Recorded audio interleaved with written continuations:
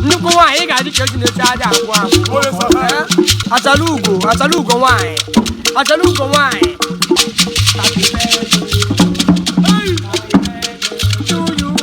Happy birthday to you. Happy birthday to you. Happy birthday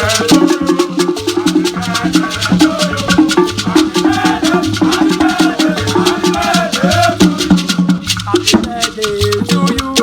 Happy birthday to you. Happy birthday to you. Happy